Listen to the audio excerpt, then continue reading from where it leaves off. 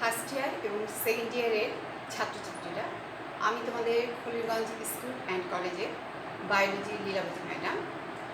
আজকে আমি তোমাদের যেটা পড়াবো সেটা হচ্ছে উদ্ভিদ বিজ্ঞানের দ্বিতীয় অধ্যায়, যেটাকে আমরা কোষ বিভাজন অধ্যায় বলতে পারি। এই অধ্যায়ের মিয়োসিস কোষ বিভাজন। আচ্ছা, এখন আমি তোমাদের বলি মিয়োসিস কোষ বিভাজন যেটা বলছি সেটা কিন্তু গ্যামেট সৃষ্টি মানে শুক্রাণু এবং ডিম্বাণু সৃষ্টির জন্য খুব গুরুত্বপূর্ণ। কেননা শুক্রাণু এবং ডিম্বাণুর মিলনে কিন্তু একটা জাইগোট এবং জাইগোট থেকে একটা ভ্রূণ এবং শেষে কিন্তু একটা পূর্ণাঙ্গ শিশুদেহ গঠিত হয়, যেমন আমাদের সৃষ্টি বলতে পারো। এখন এই মিয়োসিস কোষ বিভাজন আলোচনার আগে তোমাদের মাইটোসিস এর আগে আলোচনা করেছি, কিছুটা হলেও একটু ধারণা নেই। মাইটোসিস কোষ বিভাজনটা হলো আমাদের দেহের বৃদ্ধি এবং ক্ষয়পূরণের জন্য দরকার। আর মিয়োসিস কোষ বিভাজন তাহলে কিসের জন্য দরকার হচ্ছে? গ্যামেট সৃষ্টির জন্য। এখন আমরা সংজ্ঞার আকারে যদি যাই তাহলে মিয়োসিস কোষ বিভাজন আমরা কাকে বলব? মিয়োসিস কোষ বিভাজন হচ্ছে যে কোষ বিভাজন প্রক্রিয়ায় নিউক্লিয়াস পরপর দুবার বিভক্ত হবে এবং ক্রোমোজোম শুধুমাত্র একবার বিভক্ত হবে। তাহলে যে কোষ বিভাজন প্রক্রিয়ায় নিউক্লিয়াস পরপর দুবার বিভক্ত হলো এবং ক্রোমোজোম শুধুমাত্র একবার বিভক্ত হয় এবং একটি কোষ থেকে 4টি কোষের সৃষ্টি হয়। এখন একটা কথা, যে একটি কোষ থেকে যে কোষটা বিভাজিত হবে সেটাকে কিন্তু আমরা সবসময় মাতৃকোষ বলি। তাহলে যে কোষটা বিভাজিত হচ্ছে সেই মাতৃকোষ বিভাজিত হয়ে, আমি যদি চিত্রে দেখাই তাহলে দেখো, যে কোষটা বিভাজিত হচ্ছে সেটাকে আমরা মাতৃকোষ বলছি। এটা হচ্ছে মাতৃকোষ। মাতৃকোষটার মধ্যে আমরা কিন্তু ক্রোমোজোম সংখ্যা দেখছি 2টো। আচ্ছা, মাতৃকোষটা বিভাজিত হয়ে কি হবে? প্রথমে 2টো তৈরি হবে, 2টো কোষ। তার পরবর্তীতে আবার এই 2টো কোষ বিভাজিত হয়ে টোটাল 4টি কোষ তৈরি হবে। এখন এখানে ক্রোমোজোমের ব্যাপারটা কিন্তু লক্ষণীয়, কেননা এখানে কি হবে, যে মাতৃকোষের যে ক্রোমোজোম থাকবে সেই ক্রোমোজোমটা অর্ধেক হবে কোথায় এসে? অপত্য ক্রোমোজোমে। অপত্য ক্রোমোজোম আমরা কাকে বলবো? সেটা হচ্ছে মাতৃকোষ থেকে যে নতুন কোষের সৃষ্টি হবে সেই কোষগুলোকে আমরা অপত্য ক্রোমোজোম হিসেবে উল্লেখ করতে পারি। তাহলে আমি একটুই বললাম যে গ্যামেট সৃষ্টির জন্য মিয়োসিস খুব গুরুত্বপূর্ণ। মানে গ্যামেট বলতে আমরা শুক্রাণু এবং ডিম্বাণুকে ইন্ডিকেট করছি। তাহলে তোমরা একটু দেখে নাও যে কোষ বিভাজন প্রক্রিয়ায় নিউক্লিয়াস পরপর দুবার বিভক্ত হলো এবং ক্রোমোজোম একবার বিভক্ত হলো, হয়ে মাতৃকোষটা বিভক্ত হয়ে 4টি অপত্য কোষের সৃষ্টি করলো, যাদের ক্রোমোজোম সংখ্যা মাতৃকোষের ক্রোমোজোমের সংখ্যার অর্ধেক হয়ে যাবে। আচ্ছা, এখন দেখো, এই যে মাতৃকোষ বিভাজিত হয়ে 4টা অপত্য কোষের সৃষ্টি হলো, এই 4টা অপত্য কোষের ক্ষেত্রে আমরা বলতে পারি যে শুক্রাণুর ক্ষেত্রে, শুক্রাণু সৃষ্টির ক্ষেত্রে 4টা কোষই শুক্রাণু তৈরি করবে, কিন্তু ডিম্বাণুর ক্ষেত্রে একটি কোষ মাত্র ডিম্বাণুতে পরিণত হবে, আর বাকি যে 3টা কোষ থাকবে এগুলো পোলার বডি হিসেবে আমরা উল্লেখ করতে পারি, যেটা ডিম্বাণুকে পরে পুষ্টি সরবরাহ করে নিজেরা বিলুপ্ত বা অবলুপ্ত হয়ে যাবে। এখন আমরা এই মিয়োসিস কোষ বিভাজন সম্বন্ধে আবিষ্কার বা নামকরণ সম্বন্ধে একটু ধারণা দিই। এই মিয়োসিস কোষ বিভাজন, যেটাকে প্রথম বিজ্ঞানী বেনিডিন এবং হাউজার, এরা কৃমি, আমাদের গোল কৃমি যেটা আমাদের দেহে পরজীবী হিসেবে বাস করে, সেই গোল কৃমির গ্যামেটে সর্বপ্রথম হ্যাপ্লয়েড সংখ্যক ক্রোমোজোম প্রত্যক্ষকরণ বা লক্ষ্য করেন বেনিডিন এবং হাউজার, এবং এটা হচ্ছে 1883 সালে। এখন নামকরণের ব্যাপারটায় যদি আমরা চলে যাই, যে মিয়োসিসের নামকরণটা কোথা থেকে আসলো? এটা হচ্ছে গ্রিক মিওয়াস। আচ্ছা, এই মিওয়াস শব্দের অর্থ হচ্ছে টু লেসেন। লেসেন মানে কিন্তু হ্রাস পাওয়া বা কমে যাওয়া। আমরা প্রথমেই বললাম যে মিয়োসিস কোষ বিভাজনের ফলে মাতৃকোষ বিভাজিত হয়ে 4টা কোষের সৃষ্টি হবে এবং সৃষ্ট 4টা কোষের ক্রোমোজোম সংখ্যা মাতৃকোষের অর্ধেক হয়ে যাবে। তাহলে এখানে যেহেতু লেসেন বলছি, মানে হ্রাস পাওয়া, কি হ্রাস পাচ্ছে? ক্রোমোজোম সংখ্যা কিন্তু হ্রাস পেয়ে যাচ্ছে। এই জন্যে মিয়োসিস কোষ বিভাজনকে আমরা আরেকটা নামে অভিহিত করতে পারি, সেটা হচ্ছে রিডাকশনাল সেল ডিভিশন হিসেবে উল্লেখ করতে পারি, মানে হ্রাসমূলক কোষ বিভাজন। এখন এই নামকরণটা কোন বিজ্ঞানী কত সালে মিওসিস নামকরণটা করেন, যেটা মিওয়াস গ্যাস্ট্রিক শব্দ, এটা 1905 সালে বিজ্ঞানী ফার্মার এবং মুর এই নামকরণ করেন। আর এই মিওসিস কোষ বিভাজনকে প্রথম গোলকৃমি, মানে আমাদের দেহে যেটা গোলকৃমি পরজীবী হিসেবে থাকে, সেই গোলকৃমি, যেটাকে আমরা সায়েন্টিফিক নেম অ্যাসকারিস, এই গোলকৃমির জননাঙ্গে এই মিওসিস কোষ বিভাজন প্রথম প্রত্যক্ষ করেন বোভারি, বিজ্ঞানী বোভারি। এখন আমরা চলে যাব আমাদের মিওসিস কোষ বিভাজনের মূল যে আলোচনা বা মূল বা প্রসেসটা। এখন মিওসিস কোষ বিভাজনকে আমরা দুটো ধাপে বা দুটো ভাগে ভাগ করতে পারি। একটা হচ্ছে মিওসিস 1 আর একটা হচ্ছে মিওসিস 2। আচ্ছা, মিওসিস 1-এ কি হয়, মাতৃকোষের নিউক্লিয়াসটা বিভাজিত হয়ে দুটো নিউক্লিয়াস তৈরি করে, এবং এই যে মাতৃকোষের নিউক্লিয়াসটা মিওসিস 1-এ দুটো ভাগে ভাগ হলো, এই মাতৃকোষের নিউক্লিয়াসের এই দুই ভাগটা মিওসিস 1-এর দুটো নিউক্লিয়াস আবার বিভাজিত হয়ে কী করবে, 4টা নিউক্লিয়াসের সৃষ্টি করবে, যাদের প্রত্যেকটায় ক্রোমোজোম সংখ্যা হ্যাপ্লয়েড থাকবে। আমরা এখন চলে যাব মিওসিস 1-এর প্রোফেজ 1। এখানে মিওসিস 1টা এজন্যই গুরুত্বপূর্ণ যে মিওসিস 1-এর প্রোফেজ 1টা বেশ দীর্ঘস্থায়ী এবং জটিল একটা প্রক্রিয়া। আমরা মাইটোসিস কোষ বিভাজনের কিন্তু প্রোফেজ দশাটা দেখেছি, সেটাও দীর্ঘস্থায়ী, কিন্তু আমাদের মিওসিস কোষ বিভাজনটা যে প্রোফেজ দশাটা আছে মিওসিস 1-এর, সেই প্রোফেজ দশাটা বেশি দীর্ঘস্থায়ী এবং এটা জটিল। এখন আমরা চলে যাই এই মিওসিস 1-এর প্রোফেজ 1-এর যে 5টা উপপর্যায় আছে, এই 5টা উপপর্যায়ের নাম হচ্ছে লেকটোটিন, জাইগোটিন, প্যাকাইটিন, ডিপ্লোটিন, ডায়াকাইনেসিস। এখন আমরা প্রথমেরটায় চলে যাই, লেকটোটিন। গ্রিক শব্দ লেকটোস অর্থ থিন, আর টিন শব্দের অর্থ থ্রেড। থ্রেড মানে আমরা তন্তু বা সুতাও বলতে পারি। আচ্ছা, তারপরে আসো আমরা চিত্রটা আগে দেখিনি, তারপরে এগুলো পরে আলোচনা করবো। লেকটোটিন এই দশায় আমরা প্রোফেজ 1-এর স্টার্টিং পয়েন্ট, যেটা বা স্টার্টিং অবস্থা, এক্ষেত্রে হয় কি, লেকটোটিন দশায় নিউক্লিয়াসের মধ্যে জল বিয়োজন শুরু হবে। এই জল বিয়োজনের ফলে কি হবে, ক্রোমোজোমগুলো জল হারানোর ফলে কি হবে, ক্রোমোজোমগুলো সংকুচিত হতে থাকবে। সংকোচনের ফলে ক্রোমোজোমগুলো খাটো মোটা হতে থাকবে এবং এগুলো স্পষ্ট হয়ে আসবে। তখন আমরা যদি আলোক অনুবীক্ষণ যন্ত্র দেখি তাহলে এদের স্পষ্ট দেখা যাবে, কারণ এ সময় এদের রং ধারণ ক্ষমতা বৃদ্ধি পায়। এখন এখানে কিন্তু আমরা টোটাল চারটা ক্রোমোজোম নিয়েছি। এই টোটাল 4টা ক্রোমোজোম নেওয়ার কারণ হচ্ছে আমাদের দেহকোষে কিন্তু ক্রোমোজোম সংখ্যা 23 জোড়া। এই 23 জোড়ার মধ্যে আমাদের 23টা আমরা পাই বাবা থেকে এবং বাকি 23টা পাই কিন্তু মা থেকে। তাহলে বাবার 23টা এবং মায়ের 23টা টোটাল মিলে আমাদের দেহকোষের ক্রোমোজোম সংখ্যা আসছে কিন্তু 46টি, মানে 23 জোড়া। আমরা এই 23 জোড়া ক্রোমোজোমকে একবারে চিত্রে দেখাতে পারবো না, এটা আমাদের জন্য, মানে চিত্রটা আর্ট করা আমাদের জন্য অসুবিধাজনক হয়ে যাবে। এই জন্য আমরা টোটাল 4টা ক্রোমোজোম নিলাম। এখন লেকটোটিন দশায় যে ক্রোমোজোমগুলো থাকছে, এই ক্রোমোজোমগুলোর মধ্যে কি হবে, জল বিয়োজন হলো, ক্রোমোজোম খাটো মোটা স্পষ্ট হলো, আলোক অনুবীক্ষণ যন্ত্রের দৃষ্টিগোচর হলো, এবং এই ক্রোমোজোমগুলোর গায়ে কি দেখা যাবে, কতগুলো ছোট দানার মতো দেখা যাবে, যেগুলোকে আমরা ক্রোমোমিয়ার হিসেবে উল্লেখ করছি। এটা আসলে ডিএনএ কুণ্ডলিত বা কয়েলিং এর ফলে কি হয়, মোটা ব্যান্ড আকারে দেখা যায়। এখন তোমাদের আরেকটা জিনিস বলে রাখা দরকার, সেটা হচ্ছে ডিএনএর অনুলিপনের কিন্তু একটা ব্যাপার আছে, যেটা প্রোফেজ দশার শুরুতেই, মানে প্রোফেজ দশা শুরু হওয়ার আগেই ডিএনএর অনুলিপন প্রক্রিয়াটা বা রেপ্লিকেশন প্রক্রিয়াটা শুরু হয়, কিন্তু এটা দৃষ্টিগোচর হয় না বা দেখা যায় না।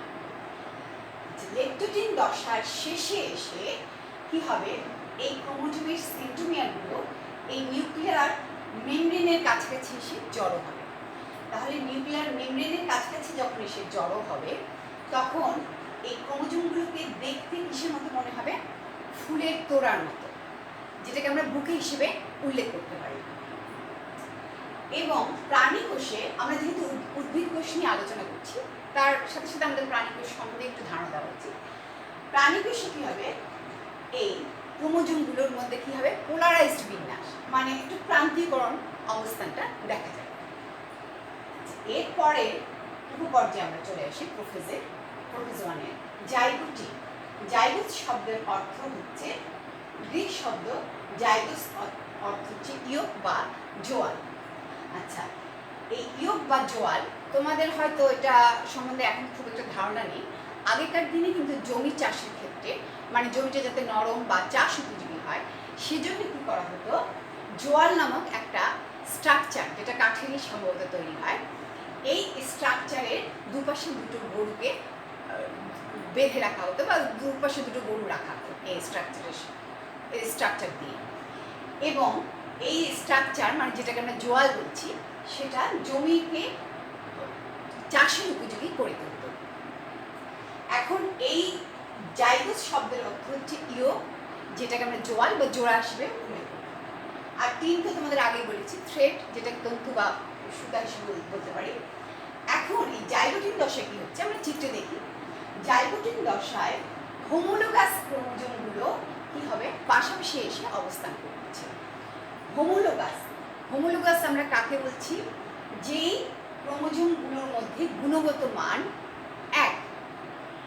গুণগত মান বলতে আমরা বুঝবো যেই ক্রোমোজোমগুলোর বৈশিষ্ট্য মান বা যেই ক্রোমোজোমগুলো কাজের ক্ষেত্রে একই রকম, সেগুলোকে আমরা হোমোলোগাস ক্রোমোজোম বলতে পারি। তাহলে জাইগোটিন দশায় হোমোলোগাস ক্রোমোজোমগুলোর মধ্যে কি হয়, জোড় বাঁধে। এখানে আমরা প্রথমে দুটো বড় নিয়েছি, আমাদের কালার দুটো ভিন্ন করে দিয়েছি আমাদের বোঝার সুবিধার ক্ষেত্রে, একটা সাদা, একটা আমরা কালো দেখিয়েছি। এখানে তাই আমাদের লম্বা দুটো এসে একসঙ্গে জোড় বাঁধবে, যারা হোমোলোগাস, একটা পিতার দেহ থেকে আসা, একটা মাতার দেহ। এখানেও খাটোর একটা পিতার দেহ থেকে আসা, একটা মাতার দেহ থেকে আসা। এখন জাইগোটিন দশায় এই যে হোমোলোগাস ক্রোমোজোমের যে জোড় বাঁধার প্রক্রিয়া, সেটাকে আমরা সিনাপসিস বলতে পারি। আর এই যে জাইগোটিন দশায় এসে জোড় বাঁধা অবস্থায় ক্রোমোজোম জোড়াকে বা ক্রোমোজোম দ্বয়কে আমরা কি বলতে পারি, বাইভ্যালেন্ট। এটা একটা বাইভ্যালেন্ট, এটা একটা বাইভ্যালেন্ট। এখন এই বাইভ্যালেন্টের পরবর্তীতে যে আমরা কিছুটা পরিবর্তন দেখব, মানে প্রতিটা বাইভ্যালেন্টে কিন্তু আমরা যদি সেন্টোমিয়ার ছাড়া ক্রোমোজোমকে লম্বালম্বি দুভাগে ভাগ করি, প্রতিটি বাইভ্যালেন্টে কিন্তু দুটো করে ক্রোমাটিড থাকে। সেটা আমরা পরের দশায় ভালো মতো আলোচনা করব। এখন এই জাইগোটিন দশায় আমরা যেহেতু উদ্ভিদ কোষ নিয়ে আলোচনা করছি, প্রাণী কোষের ক্ষেত্রে কী হবে, এই জাইগোটিন দশায় এসে সেন্ট্রিওল, যেটা প্রাণী কোষে উপস্থিত, উদ্ভিদ কোষে সেভাবে দেখা যায় না, তাহলে এই সেন্ট্রিওলটা কিন্তু বিভক্তি হতে শুরু করে জাইগোটিন দশায়। শুধু প্রাণী কোষে বলছি, উদ্ভিদ কোষ নয়। আচ্ছা, এখন আমরা পরবর্তী দশা প্যাকাইটি। আচ্ছা, তাহলে আমরা আসি প্যাকাইটি। গ্রিক শব্দ প্যাকাইজ শব্দের অর্থ থিক। থিক অর্থ আমরা তো এটা জানি, পুরু বা মোটা, আর টিন ওই থ্রেড আগের মতো। আচ্ছা, এই প্যাকাইটিন দশায় কী হবে, এই যে আমরা বললাম যে বাইভ্যালেন্টের প্রতিটি বাইভ্যালেন্ট লম্বালম্বি দুভাগে বিভক্ত হবে। তাহলে লম্বালম্বি এই দুটো ভাগ, মানে বাইভ্যালেন্টের প্রতিটি ক্রোমোজোম যদি লম্বালম্বি বিভক্ত হয়, ক্রোমোজোমের এই লম্বালম্বি ভাগকে কিন্তু আমরা ক্রোমাটিড হিসেবে উল্লেখ করি। তাহলে প্রতিটা বাইভ্যালেন্টের মধ্যে আমরা কটা করে ক্রোমাটিড দেখব, চারটা। এই জন্যে বাইভ্যালেন্টের এই চারটা ক্রোমাটিডকে একত্রে আমরা টেট্রাড বলে উল্লেখ করতে পারি। এরপরে কি হবে, একটু তোমরা চিত্রটা ভালো মতো অবজার্ভ করবে, যে প্রতিটা বাইভ্যালেন্টের মধ্যে যে দুটো হোমোলোগাস ক্রোমোজোম আছে, এই বাইভ্যালেন্টের একই ক্রোমোজোমের দুটো ক্রোমাটিডকে আমরা কি বলছি, সিস্টার, একই ক্রোমোজোমের। আর ভিন্ন ক্রোমোজোমের দুটো ক্রোমাটিডকে আমরা কি বলবো, নন সিস্টার। এক্ষেত্রে ক্ষেত্রে হয় কি, এই উপপর্যায়ে বাইভ্যালেন্টে দুটো নন সিস্টার ক্রোমাটিডের মধ্যে অংশ বিনিময় হয়। এই অংশ বিনিময়ের প্রক্রিয়াটাকে আমরা কিন্তু ক্রসিং ওভার হিসেবে উল্লেখ করি এবং এই অংশ বিনিময়ের স্থানটা দেখতে ইংরেজি এক্স আকৃতির হয় এবং এই এক্স আকৃতির এই অংশটাকে আমরা বলতে পারি কাইজমা। এক বচনে কাইজমা আর বহু বচনে এটাকে বলতে পারি, যেহেতু একাধিক স্থানে এটা দেখা যেতে পারে ক্রোমোজোমে, এটাকে আমরা কাইজমাটা হিসেবে উল্লেখ করতে পারি। এরপরে আমাদের এই ক্রসিং ওভারের ব্যাপারে একটু তোমাদের আলোচনা করি। এখানে একটু খেয়াল করো যে দুটো হোমোলোগাস ক্রোমোজোম বা বাইভ্যালেন্টের ক্রোমোজোম যেটা আমরা বলছি, এই বাইভ্যালেন্টের দুটো নন সিস্টার ক্রোমাটিডের অংশ বিনিময়।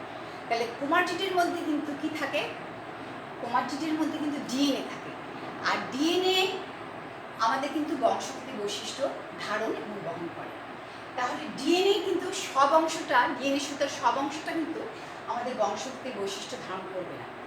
ডিএনএর যে নির্দিষ্ট অংশটা বংশগতির বৈশিষ্ট্য ধারণ এবং বহন করে, সেই নির্দিষ্ট ডিএনএ খণ্ড বা অংশটাকে আমরা কিন্তু জিন বলতে পারি। তাহলে এই যে ক্রসিং ওভারের মাধ্যমে দুটো নন সিস্টার ক্রোমাটিডের অংশ বিনিময় হলো, এর ফলে কী হবে? দুটো নন সিস্টার ক্রোমাটিডের জিনের বিনিময় হয়, আর এই জিনের বিনিময়ের ফলে কী হয়? ক্রোমোজোমের মধ্যে বৈচিত্র্য আসে। কেননা আমাদের কিন্তু ছিল একটা পিতার দেহ থেকে আসা ক্রোমোজোম, একটা কিন্তু মাতার দেহ থেকে আসা ক্রোমোজোম। তাহলে কি হচ্ছে? মাতার জিন এবং পিতার জিন, দুটো জিনের কিন্তু বিনিময় হচ্ছে ক্রোমাটিড বা ক্রোমোজোমের মধ্যে। এই বিনিময়ের ক্ষেত্রে ক্রোমোজোমের মধ্যে বৈচিত্র্য আসছে এবং এই বৈচিত্র্যটা কোথায় প্রকাশ পাচ্ছে? তাদের সন্তান সন্ততিতে বা পরবর্তী বংশ ধরে প্রকাশ পাচ্ছে। এরপরে আমরা চলে আসব প্যাকাইটিন দশা পরে আমাদের আসছে ডিপ্লোটিন। ডিপ্লোটিন শব্দটা গ্রিক শব্দ ডিপ্লোস, ডিপ্লোস আমরা বলতে পারি ডাবল বা দ্বিগুণ। এখন তোমরা চিত্রটা একটু খেয়াল করো। ডিপ্লোটিন দশায় কি হচ্ছে? এক্ষেত্রে এই যে বাইভ্যালেন্টের ক্রোমোজোমগুলো, যেটা প্যাকাইটিন দশায় দেখা গেছে, এই বাইভ্যালেন্টের ক্রোমোজোমগুলোর মধ্যে কি হবে? বিকর্ষণ শুরু হবে, মানে একটা আরেকটার থেকে সরে যেতে থাকবে এবং এই বিকর্ষণের ফলে কি হবে? বিকর্ষণটার ফলে দুটো বাইভ্যালেন্টের দুটো ক্রোমোজোম পরস্পর থেকে সরে যেতে থাকছে এবং এই বিকর্ষণটা কোথায় বেশি হবে? সেন্ট্রোমিয়ার অংশে, মানে ক্রোমোজোমের মধ্যবর্তী যে সংকুচিত স্থান, যেটাকে আমরা সেন্ট্রোমিয়ার হিসেবে উল্লেখ করি, এই সেন্ট্রোমিয়ারের মধ্যে প্রথম শুরু হবে এবং সেন্ট্রোমিয়ারে ব্যাপকভাবে হবে। পরে ক্রোমোজোমের দুই বাহুর দিকে এই বিকর্ষণটা সরে আসবে। এখন এই ক্রোমোজোমের মানে বাইভ্যালেন্টের দুটো ক্রোমোজোমের মধ্যে যেহেতু বিকর্ষণ শুরু হচ্ছে, এর ফলে কি এদের মধ্যে যে কাইজমা বা কাইজমাটা আমরা বলতে পারি একের বেশি, কাইজমাটা কি হবে? সরে যেতে থাকবে। কোথায় সরে যেতে থাকবে? এগুলো নিউক্লিয়াসের প্রান্তের দিকে বা নিউক্লিয়ার মেমব্রেনের দিকে সরে যেতে থাকবে এবং নিউক্লিয়ার মেমব্রেনের দিকে সরে যাওয়ার এই প্রক্রিয়াটাকে আমরা বলতে পারি প্রান্তীয়করণ বা টার্মিনালাইজেশন।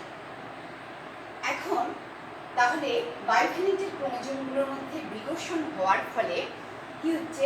এই দুটো ক্রোমোজোমের মধ্যবর্তী স্থানে কিন্তু লুপের সৃষ্টি হবে। এই লুপটা কি হবে?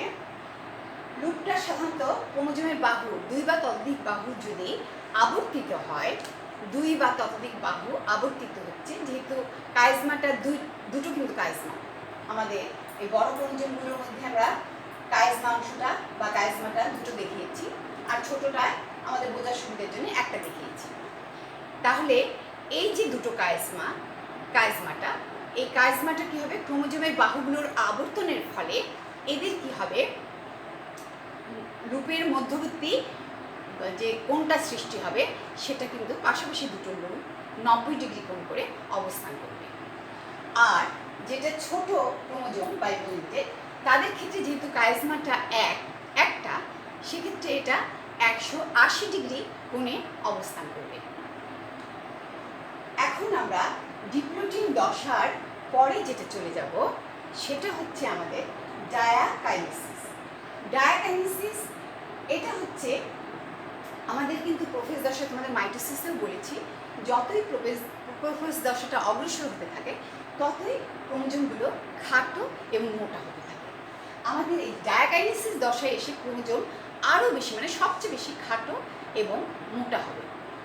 এবং এই যে কিছুক্ষণ আগে যেটা আমরা বললাম ডিপ্লয়েডিং দশায় যে প্রান্তীয়করণ বা টার্মিনালাইজেশন, এই টার্মিনালাইজেশন কিন্তু বা প্রান্তীয়করণটা এই ডায়াকাইনেসিস দশায় এসেও চলতে থাকে। তাহলে কাইজমাটার এই প্রান্তীয়করণের ফলে এরা কী হবে, আরও নিউক্লিয়ার মেমব্রেনের বা পরিধির দিকে, নিউক্লিয়াসের পরিধির দিকে বা মেমব্রেনের দিকে অগ্রসর হতে থাকবে।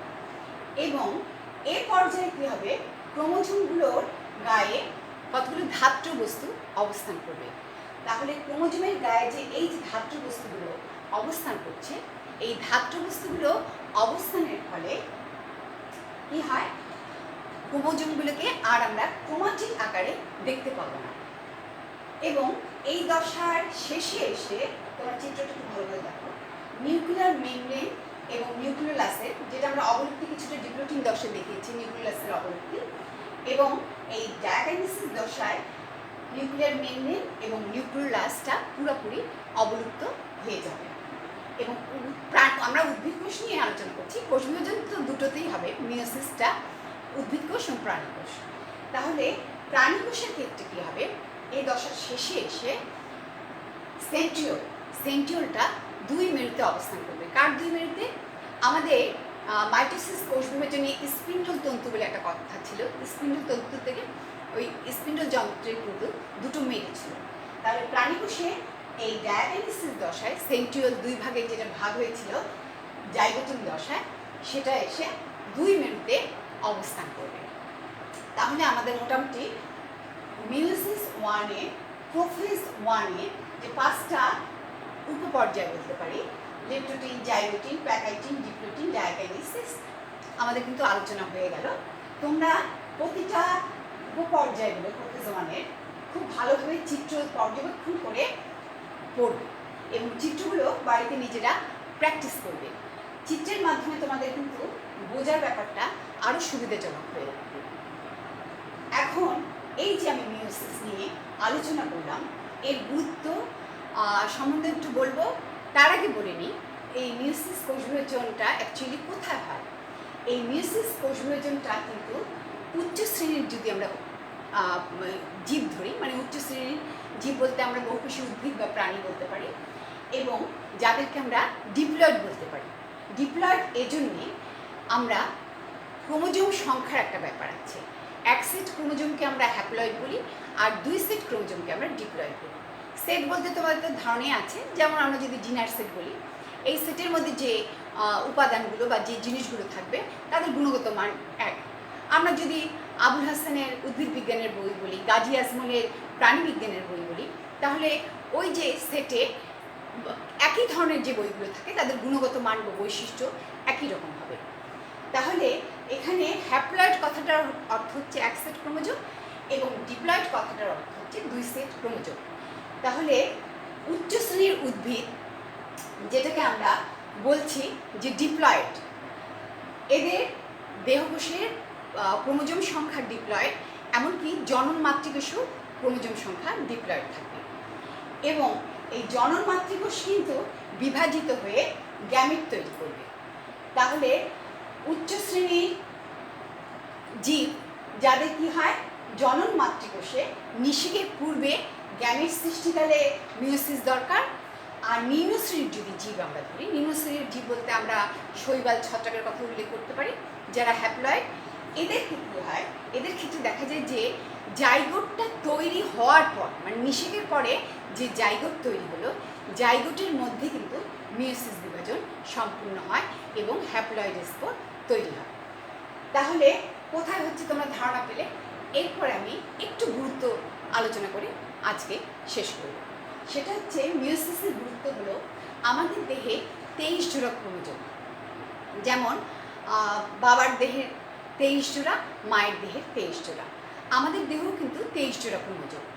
এখন বাবার এই 23 জোড়া ক্রোমোজোম যদি গ্যামেট সৃষ্টিকালে অর্ধেক না হয়, মানে 23 শুক্রাণু সৃষ্টির ক্ষেত্রে বা স্পার্ম সৃষ্টির ক্ষেত্রে, এবং মায়ের এই 23 জোড়া যদি গ্যামেট সৃষ্টিকালে মানে ডিম্বাণু সৃষ্টিকালে অর্ধেক না হয়, তাহলে কি হচ্ছে, বাবার যদি 23 জোড়া ক্রোমোজোমিক গ্যামেটে চলে যায় এবং মায়ের যদি 23 জোড়া ক্রোমোজোমিক ডিম্বাণুতে চলে যায়, তাদের মিলনে যে ভ্রূণ বা যে শিশুদেহ বা পরবর্তী বংশধরটা তৈরি হবে, তার কিন্তু ক্রোমোজোম সংখ্যা কত হয়ে গেল?